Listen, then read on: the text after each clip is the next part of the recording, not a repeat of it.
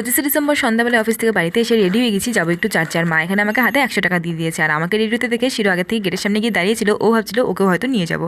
তো যাই হোক, আমি আর দীপ বাড়ি থেকে বেরিয়ে পড়েছি, যাবো হচ্ছে বাড়ির সামনে একটি চার্চে। তো যাওয়ার আগে দুটো মোমবাতি নিয়ে নিলাম।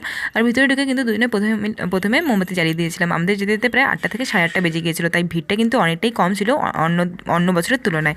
তো ভিতরে ঢুকে মোমবাতি জ্বালিয়ে ভিতরে ঢুকে পড়লাম চার্চের ভিতরে। আর এখানে দেখো বাইরের গেটটা কত সুন্দর বেলুন দিয়ে সাজানো হয়েছিল, আর ভিতরটা কিন্তু খুবই সুন্দর করে সাজানো হয়েছিল। ভিড় কম থাকলেও আমরা কিন্তু ফটো তোলার চান্সই পাচ্ছিলাম না, কারণ যেখানে যেখানে ফটো তোলার জায়গা সেখানে না আগের থেকে অনেকে ফটো তুলছিল। তো আমরা এদিক ওদিক ঘোরাঘুরি করে যখন একটু চান্স পেয়েছি তখন কিন্তু ফটোফট করে ওকে বললাম যে ফটো তুলে নাও। আর বাইরে এক জায়গায় কিন্তু খুব সুন্দর করে সাজানো হয়েছিল, আর আমরা এখানে ওয়েট করছিলাম পায়েল আর রাজুর। ওরা আসলে কিন্তু আমরা বাইরে কোথাও খেতে যাবো। আর তারপরে ওরাও চলে এসেছে, আর ওরা মোমবাতি জ্বালিয়ে নিল। তারপরে আমরা সবাই মিলে চলে গেছিলাম কফি 99-এ। আর এখানে সবাই ভাবছিল আমি নাকি ফটো তুলছি। তো সেখানে গিয়ে সবাই মিলে আমরা অর্ডার দিয়ে দিই। আর এখানে হাসি মজা করতে করতে কখন যে অনেকটা রাত হয়ে গেছে আমরা কিন্তু বুঝতেই পারিনি। সবাই মিলে একসাথে থাকলে যা হয় আর কি। তো ভিডিওটি কেমন লাগলো অবশ্যই কিন্তু জানিও। তোমাদের সাথে দেখা হচ্ছে নেক্সট ভিডিওতে। টাটা।